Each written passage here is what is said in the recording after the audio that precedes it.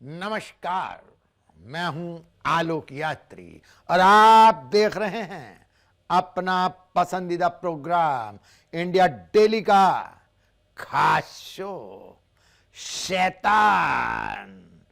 शैतान की फितरत है साजिश रचना और हम करते हैं उसके हर साजिश को बेनकाब।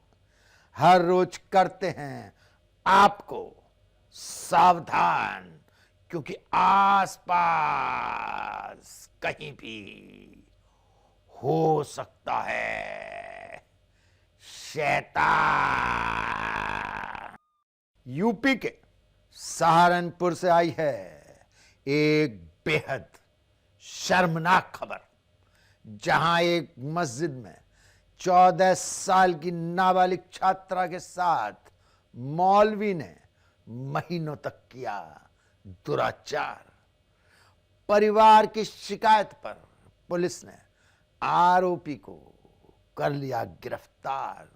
वहीं राजस्थान के टोंक में भी 5 युवकों ने कोचिंग की नाबालिग छात्रा के साथ की घिनौनी वारदात धर्मांतरण कर सामूहिक निकाह के लिए डाला दबाव और इनकार करने पर दी तेजाब फेंकने की धमकी।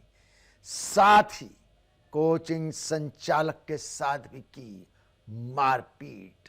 आइए देखते हैं शोहदों ने सरेआम कैसे दिया एक खौफनाक वारदात को अंजाम।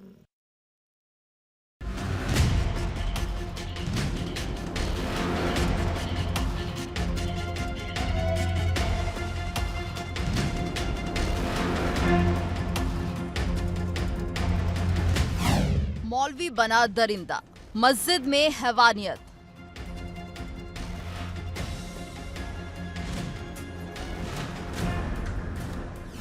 नाबालिग के साथ 6 महीने तक दुष्कर्म।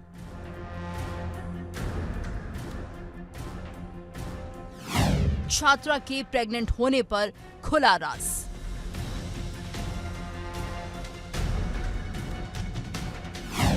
शिकंजे में शैतान, पुलिस करेगी इलाज। यूपी के सहारनपुर से एक दिल दहला देने वाली वारदात सामने आई है, जहां एक 14 साल की नाबालिग लड़की को पढ़ाई के नाम पर शोषण का शिकार बनाया गया। जिस जगह उसे शिक्षा दी जानी थी, वहीं उसकी मासूमियत को दरिंदगी से कुचला गया। आरोपी कोई और नहीं बल्कि मस्जिद का मौलवी निकला, जिसने बीते 6 महीने तक बच्ची का रेप किया। मामला तब सामने आया जब पीड़िता की तबीयत बिगड़ने पर परिजन डॉक्टर के पास ले गए और चौंकाने वाला सच सामने आया। पीड़ित छात्रा अप्रैल महीने से मोहम्मदी मस्जिद में पढ़ाई कर रही थी। मस्जिद के मौलवी अनीस, जो वेद विहार कॉलोनी का रहने वाला है, छात्रा के साथ कई महीनों तक यौन शोषण करता रहा। कभी कभी वो उसे अपने घर भी ले जाता था। जब छात्रा ने विरोध किया तो मौलवी और उसका भाई अनस उसे जान से मारने की धमकी देने लगे। हाल ही में छात्रा को पेट दर्द और उल्टी की शिकायत हुई। परिवार उसे डॉक्टर के पास लेकर गया, जहां पता चला कि वो 6 महीने की गर्भवती है। ये सुनते ही परिवार के होश उड़ गए। जब परिजनों ने बच्ची से सच्चाई जानने की कोशिश की तो बच्ची फूट फूट कर रो पड़ी और उस काले सच का खुलासा किया, जिसे वो महीनों से अपने भीतर छिपाए हुई थी। इस खुलासे ने परिवार और समाज को झकझोर दिया। परिवार ने सदर बाजार थाने में तहरीर दी। पुलिस ने गंभीरता से कार्रवाई करते हुए आरोपी मौलवी को गिरफ्तार कर जेल भेज दिया।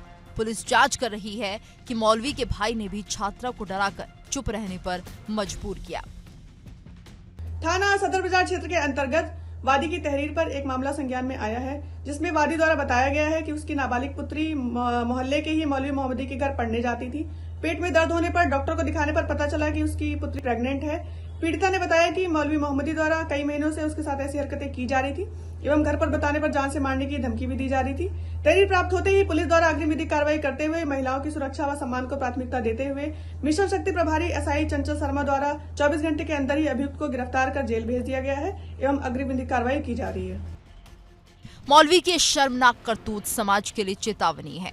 पुलिस ने कहा कि आरोपी के खिलाफ कड़ी कार्रवाई की जाएगी और जांच जारी है। प्रशासन ने सुरक्षा बढ़ाने और बच्चों के अधिकारों की रक्षा की बात कही है। राजस्थान के टोंक में कोचिंग से निकल रही छात्रा के साथ 5 युवकों ने छेड़छाड़ की, धर्मांतरण कर सामूहिक निकाह करने की धमकी दी।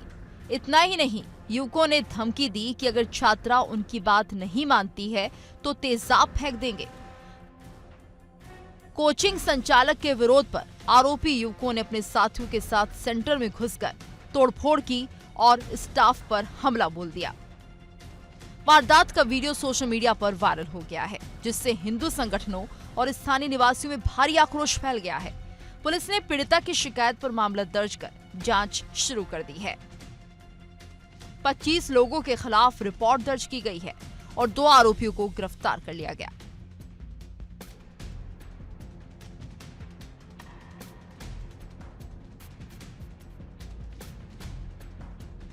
सूचना मिलते ही बीजेपी जिला अध्यक्ष चंद्रवीर सिंह चौहान मौके पर पहुंचे, छात्राओं और कोचिंग संचालक से पूरी जानकारी ली और पुलिस प्रशासन से अपराधियों पर कठोर कार्रवाई की मांग की है। टोंक की ये वारदात समाज को झकझोर देने वाली है। पुलिस ने आरोपी को गिरफ्तार कर कड़ी कार्रवाई शुरू कर दी है, लेकिन ये मामला बच्चों और नाबालिगों की सुरक्षा पर गंभीर सवाल भी खड़े करता है। सख्त कानून और जागरूक समाज ही ऐसे अपराधों को रोक सकता है। इस वारदात ने साफ कर दिया कि बच्चों और युवाओं की सुरक्षा के लिए सतर्क रहना हर किसी की जिम्मेदारी है। सहारनपुर की ये वारदात इंसानियत को शर्मसार कर देने वाली है। मौलवी की हरकत ने साफ कर दिया कि बच्चों की सुरक्षा कितनी जरूरी है। पुलिस ने आरोपी को जेल भेजा है, लेकिन ये समाज और प्रशासन के लिए चेतावनी भी है। डर और चुप्पी से अपराध बढ़ते हैं। कानून की नजर हमेशा अपराधियों पर है और समाज को सतर्क रहना होगा। वहीं टोंक की ये वारदात दिखाती है कि नाबालिगों के प्रति अपराध कितनी तेजी से बढ़ रहे हैं। पुलिस कार्रवाई कर रही है और समाज के लिए ये चेतावनी भी है कि सुरक्षा और कानून पर ध्यान देना आवश्यक है। Bureau report, India daily.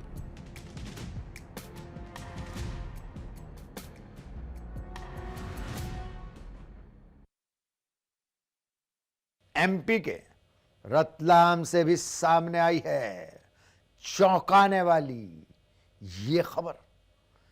एक महिला की परिजनों ने वहशियाना तरीके से ले ली जान। महिला की जेठानी ने लगाया उस पर डायन होने का इल्जाम और अपने ही 2 पुत्रों के संग मिलकर कत्ल की वारदात को दिया अंजाम। आइए देखते हैं इंसान के शैतानी दिमाग की ये खौफनाक वारदात।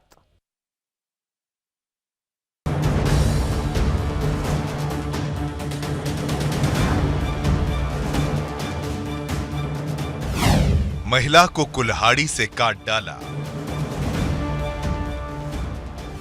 बच्चों के सामने निर्मम हत्या, टोने टोड़के के शक में ले ली जान।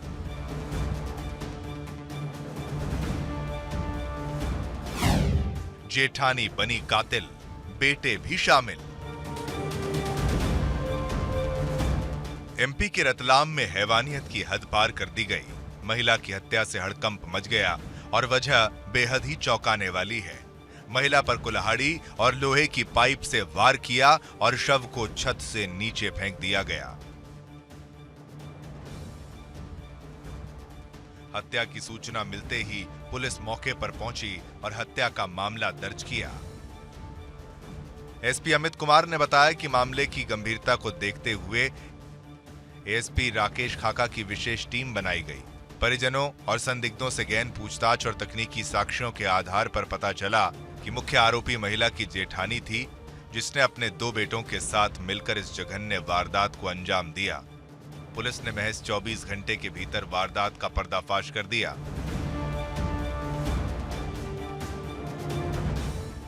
बताया जा रहा है कि परिवार में लगातार हो रही मौतों के पीछे महिला को जिम्मेदार मान रहे थे। जेठानी के पति और ससुर की बीमारियों के कारण मौत हो गई थी। इसके अलावा जेठानी के बेटे शंकर की 2 पत्नियों की एक के बाद एक मौत और फिर 1 साल के बच्चे की बीमारी के कारण जान चली गई थी, जिसके कारण अंधविश्वास और तंत्र मंत्र की आड़ में महिला को डायन बताकर उसको मौत की नींद सुला दिया गया। थाना रावटी जिला रतलाम पुलिस के द्वारा अंधे कत्ल का 24 घंटे में पर्दाफाश किया गया है। पूरा का पूरा मामला एक तरीके से तंत्र मंत्र के जो संदेह था उसके आधार पे हुआ। 3 आरोपियों को गिरफ्तार किया गया है। शंकर 36 वर्ष का, बापू 32 वर्ष का और उनकी मां धन्नाबाई 55 वर्ष की।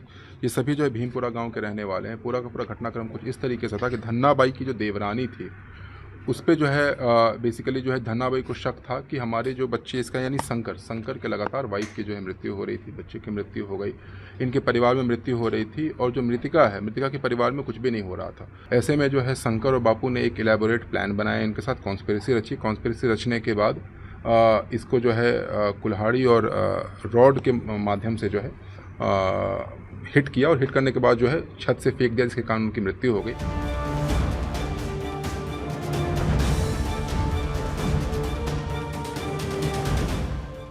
रतलाम का ये मामला दिखाता है कि ग्रामीण इलाकों में आज भी अंधविश्वास और तंत्र मंत्र लोगों को अपराध करने के लिए उकसाते हैं। पुलिस की तत्परता से आरोपी जल्दी गिरफ्तार हुए, लेकिन ये वारदात समाज और प्रशासन के लिए चेतावनी है। शिक्षा और जागरूकता ही ऐसे अपराधों को रोकने का सबसे बड़ा उपाय है।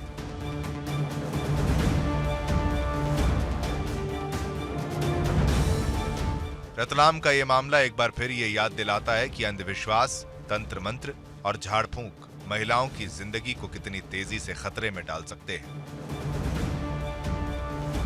कितनी और मौतें होंगी, कितने घर बर्बाद होंगे जब तक समाज इन भ्रांतियों पर आंखें बंद रखेगा। न्याय और कानून की कठोर कार्रवाई के साथ ही शिक्षा, जागरूकता और महिला सुरक्षा के ठोस कदम ही इस जघन्य परंपरा को रोक सकते हैं। अंधविश्वास को चुनौती देना अब सिर्फ पुलिस का नहीं बल्कि पूरे समाज की जिम्मेदारी है।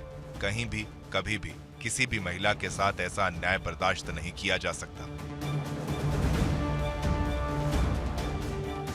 Bureau report, India daily.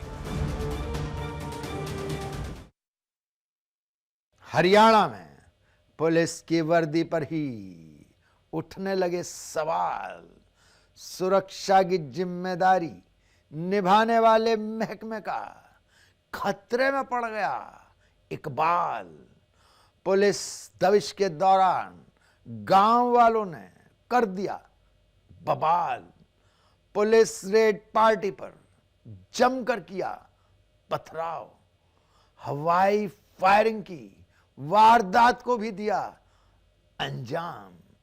Police वाहनों को भी पहुंचाया नुकसान, जिसने 3 महिलाओं समेत 1.5 दर्जन लोग हुए गिरफ्तार। आइए देखते हैं आखिर किस वजह से संकट में पड़ी पुलिस के जवानों की जान।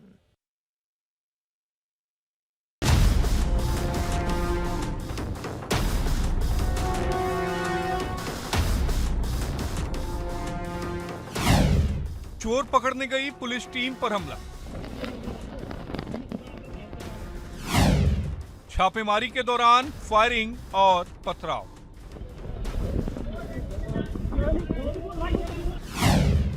कई पुलिसकर्मी घायल, 14 आरोपी डिटेन।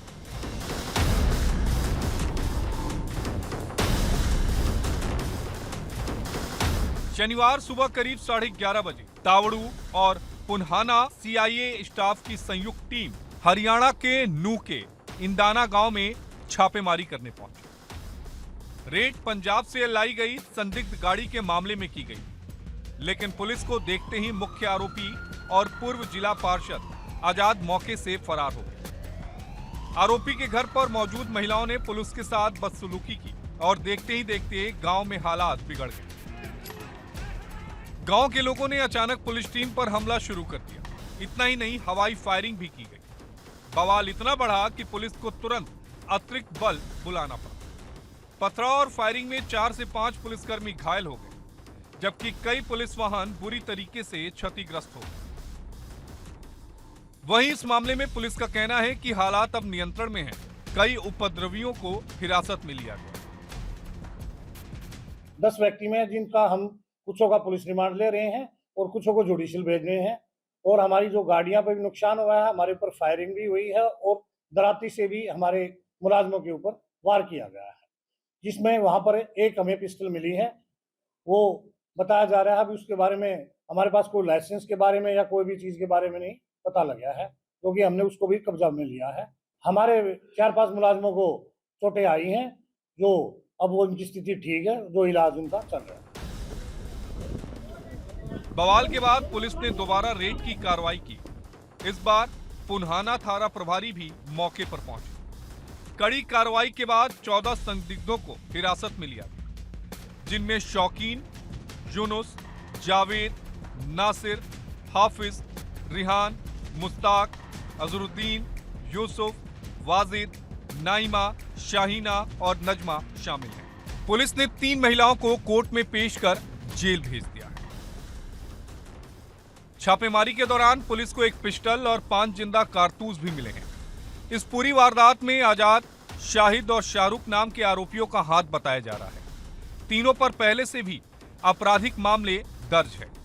मुख्य आरोपी आजाद की गिरफ्तारी के लिए पुलिस की कई टीमें लगाई गई हैं। करीब 16 आदमी नामजद हैं और 50-60 आदमी और हैं जिन्होंने गांव में हमारे ऊपर पत्थरबाजी की है। हम जल्दी से जल्दी गिरफ्तार कर लेंगे। हमारी सीआईए की तावड़ू की टीम है, हमारी पुनाना की है, फिरोजपुर जरका की हमने टीमें लगा रखी है। जो भी इसमें दोषी हैं उनको जल्दी से जल्दी हम गिरफ्तार करके पंजाब पुलिस की कस्टडी में भेज देंगे। पुलिस की कार्रवाई के बाद इंदाना गांव में तनाव का माहौल है। स्थिति को काबू रखने के लिए अतिरिक्त पुलिस बल तैनात कर दिया गया है। वहीं दूसरी तरफ पुलिस का कहना है कि हालात नियंत्रण में हैं, लेकिन आगे की जांच में और बड़े खुलासे होने की संभावना है। पंजाब, आंध्र प्रदेश और कई जगहों से वाहन चोरी और साइबर ठगियों के आरोपियों को पुलिस पकड़ने में गई थी। मुख्य आरोपी आजाद, शाहिद और शाहरुख के खिलाफ पहले से ही मामले दर्ज हैं। इंदाना गांव में हुई इस हाई टेंशन रेड ने एक बार फिर दिखा दिया कि अपराध और कानून के बीच टकराव कितनी तेजी से हिंसक रूप ले सकता है। अपराधियों को पकड़ने के लिए पुलिस को हमेशा सतर्क रहना होगा और कानून का शासन बनाए रखना हर हाल में चुनौतीपूर्ण हो सकता है। इंदाना की ये रेड सिर्फ एक कार्रवाई नहीं बल्कि एक संदेश है। कानून की नजर हमेशा अपराधियों पर है। Bureau report, India daily. हमारे शो में आज बस इतना ही। अगली मुलाकात तक आप रहिए सावधान, क्योंकि आसपास कहीं भी हो सकता है शैतान।